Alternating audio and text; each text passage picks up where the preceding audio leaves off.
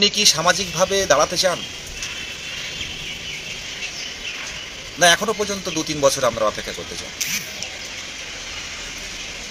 যদি মনে হয় আপনি বঞ্চিত, আমি বলবো 12 তারিখে রাজপথে নামুন। একজন দুজন নয়, 12 তারিখে রাজপথে নামবে কয়েক হাজার জন। তাহলে কিন্তু সরকার কিন্তু আমাদের সাথে বসতে রাজি হবে।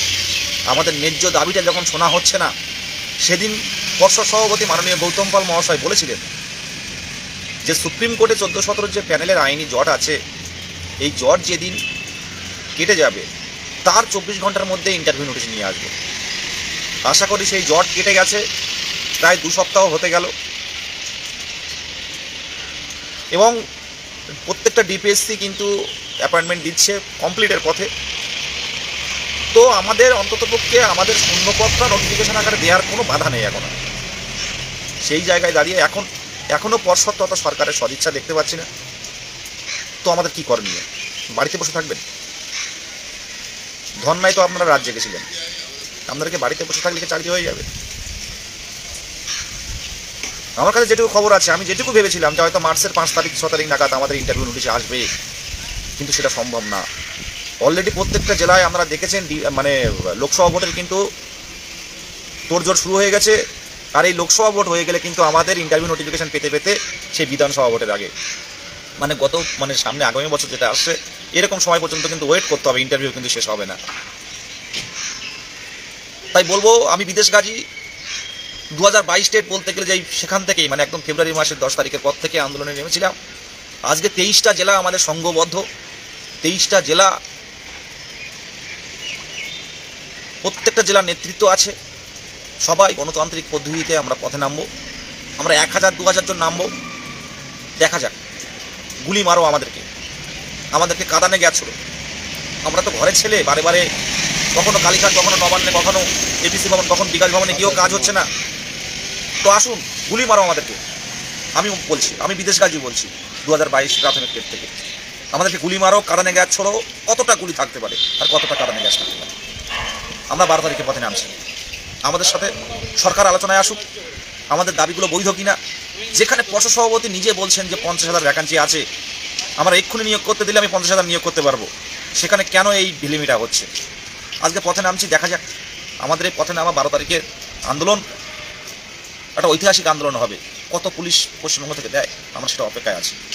আমরা বারবারই বলছি প্রশাসন এবং পুলিশ আমাদের শত্রু নয়, আমরা সরকারের পাশে আছি। কিন্তু দীর্ঘদিন যদি আমাদের বঞ্চিত করা হয় তাহলে কিন্তু আমরা বসে থাকবো না। আমরা কিন্তু রাজপথে নামছি, আর আপনারা যদি বঞ্চিত মনে করেন, আমি এটুকু বলবো 12 তারিখে শিয়ালদায় আসুন, আমাদের হকের দাবি ছিনিয়ে নিতে শিয়ালদায় আসুন। যদি 200, 300, 400 জন হয় তাহলে কিন্তু পুলিশ তুলে নিয়ে যাবে, থানায় বসিয়ে রাখবে। আর যদি 1000 জন হয় তাহলে কিন্তু আমাদের সাথে একটা আলোচনায় আসতে বাধ্য হবে। কারণ জনগণই পারে তাদের হকের দাবি এই লড়াইয়ের মাধ্যমে ছিনিয়ে নিতে। দীর্ঘদিন যারা আন্দোলন করেছে যারা জানে যে লড়াইয়ের মাধ্যমে সব কিছু সম্ভব। 2009-এর যে প্রাথমিক ছিল দক্ষিণ 24 পরগনায়, ওরা 5%, 5% রিজার্ভেশন নিয়ে লড়াইয়ের মাধ্যমে তারা ছিনিয়ে নিয়ে এসে। আমরা কি বঞ্চিত? বাড়িতে বসে শুধু ফেসবুক হোয়াটসঅ্যাপ করলে হবে না, বাড়িতে বসে স্লোগান দিলে হবে না। রাজপথে আসুন, 12 তারিখে শিয়ালদায় আসুন। শিয়ালদা থেকে আমরা আমাদের কর্মসূচি ঘোষণা করব। এটুকুই বলার। আমাদের সুভাষ যে আছে একটু বলুক, আমি ডিটেলস বলতে পারছি না। তবে এটুকু বলছি, ইন্টারভিউ নোটিশ আমাদের মার্চ মাসের মধ্যে দিতে হবে। মার্চ মাসের 10 তারিখের মধ্যে ভোট ঘোষণার আগে দিতে হবে, না হলে কিন্তু এই 22 যে কত কিছু করতে পারে আপনারা জানেন না। এই 2022 প্রাথমিক টেট ফার্স্ট ডিএলএড ঐক্যমঞ্চ আমরা দীর্ঘদিন ধরে বঞ্চিত হয়ে আছি। আমরা কত কি করতে পারি সরকারই জানে না। আমাদের আন্দোলন কোনো বিরোধী পার্টি নয়, কোনো রাজনৈতিক আন্দোলন নয়। কিন্তু 2022 প্রাথমিক টেট পাস ডিএলএড ঐক্যমঞ্চ যেখানে আন্দোলন করে সবাই জানে সেখানে একটা জনজোয়ার তৈরি হয়। 12 তারিখে সবাইকে আসার অনুরোধ। আমাদের যে যা কাজ থাকুক না কেন মিটিয়ে নেন। সোমবার 12 তারিখে কিন্তু রাস্তায় দেখা হবে, পুলিশ যা খুশি করবে আমরা মেনে নেব, কিন্তু আমাদের ইন্টারভিউ নোটিফিকেশন চাই। আমাদের সুভাষ আছে সাথে, আজকেও পথে নেমেছি আমরা। ডিটেলস নিয়ে পরে আবার লাইভ করবো, আজকেই লাইভ করবো। ইন্টারভিউ নোটিফিকেশন চাই, তাছাড়া কোনো কথা হবে না। আজকেও বাড়ি থাকতে পারলাম না। আজকেও বিদেশদা, আমি ক্যামেরার উপরে আছে অনিমেষ, আরও মোহিত আসছে, হাবিজুর রহমান আসছে। বাড়িতে আজকেও থাকতে পারলাম না, চলে এলাম। যাই হোক, যে কথা বলার, যে সত্যিই কি আপনারা নিজের স্বপ্ন পূরণ করতে চান? সত্যিই কি নিজেকে শিক্ষক হিসেবে দেখতে চান? সত্যিই কি বাবা মার স্বপ্ন পূরণ করতে চান? সত্যি আপনারা এই স্কুলে গিয়ে ছোটো ছোটো বাচ্চাদেরকে পড়াতে চান? এই প্রশ্নটা নিজের মন থেকে করুন। আজ আমরা এখানে সেখানে কেন ছুটছি? নিজের চাকরিটাও যেমন দরকার, সবার জন্যও যাচ্ছে। আমরা আমাদের 23 জেলা অ্যাডমিন প্যানেল প্রতিনিয়ত যার যেখানে সোর্স আছে, যার যেটুকু করণীয় সব করে যাচ্ছে। কাদের জন্য? শুধু কি আমাদের জন্য? আপনাদের জন্য। তাই বলবো 12 তারিখে আর সময় নেই। পরিষ্কার কথা, 27 তারিখ থেকে মার্চের 27 তারিখে ভোট। আর এই কটা দিন হাতে সময় আছে। এর মধ্যে যদি আমরা নিয়োগের ইন্টারভিউ নোটিফিকেশন বার করতে না পারি, তো আর ইন্টারভিউ নোটিফিকেশন বার হবে না। সেই 2026 বিধানসভা ভোট, সেটা সবাই জানে, আমিও জানি, আপনারাও জানেন যে কী বলতে চাইছি আমি, বা সরকার কী করতে চাইছে। কিন্তু আমরা আমাদের ন্যায্য অধিকার আন্দোলনের মাধ্যমে ছিনিয়ে আনবো। যেহেতু পরসভাপতি সম্মানীয় গৌতমবাবু বলেছিল যে চলতি নিয়োগ সম্পূর্ণ হয়ে গেলে, আইনি জটিলতা কেটে গেলে উইথিন 24 ঘন্টার মধ্যে আমাদের 50,000 শূন্যপদ দিয়ে আমাদের ইন্টারভিউ নোটিফিকেশান দেবে। তাই তিনি তার কথা রাখেননি। এখনও কোনো দপ্তর থেকে বা কোনো সূত্র মারফত জানতে পারছি না যে আমাদের ইন্টারভিউ নোটিফিকেশান আসবে। পরিষ্কার। তাই রাস্তায় নামতে হবে। 12 তারিখে আসুন, আপনি আসুন, আপনার যারা চেনা পরিচিত আসুন, তাদের নিয়ে আসুন, প্রয়োজন পড়লে গার্জেনকে নিয়ে আসুন, কিন্তু আসুন, এসে নিজের দাবিটা বুঝে নিন। আর একটা কথা, রাস্তায় যদি আমরা 1000-1500 জন নামতে পারি, তো ওই দিনকেই নোটিফিকেশান আসবে, ওই দিনকেই। এইটা আপনারা আগে ভেবে নিন যে কী করবেন। আপনি কি চাকরি করবেন, না এইভাবে দিনের পর দিন চাকরির জন্য অপেক্ষা করবেন? আপনি কি শিক্ষকতা করবেন, না আপনার বন্ধু যে শিক্ষকতা পেল এবারে তাকে দেখবেন সেও লড়াই করেছে, তাই আজ সে ওই জায়গায় গেছে। হ্যাঁ, একদম।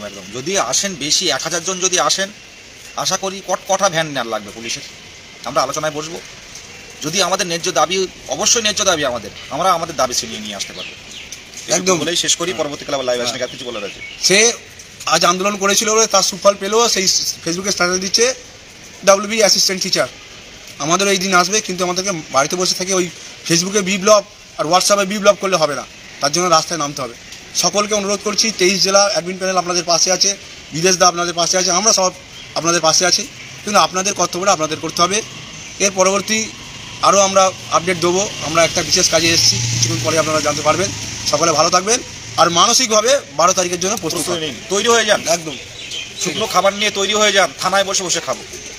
কোনো কিছু হবে না। আমরা এর আগে বহুবার বিভিন্ন থানায় অ্যারেস্ট হয়েছি, সে নবান্ন থেকে শুরু করে।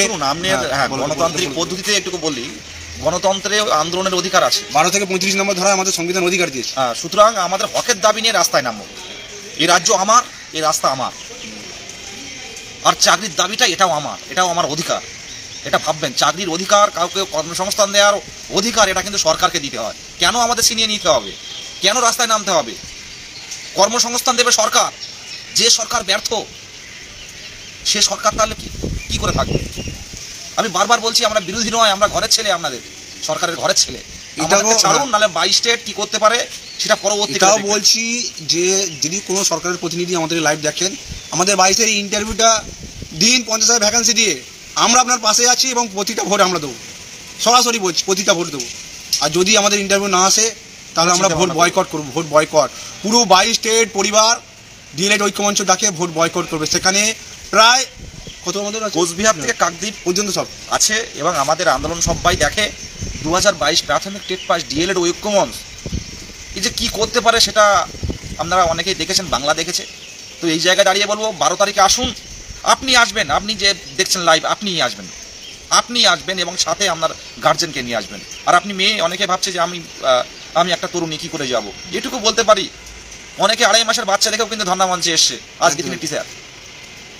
সেটাই একটুই বলবো, মেয়েরাও কিন্তু, আমাদের বোনেরাও পিছিয়ে নেই, আমাদের দিদিরাও কিন্তু পিছিয়ে নেই। পথে নামুন, নিজের হকের দাবিতে পথে নামুন। পরে আবার আসছি লাইভে। নমস্কার।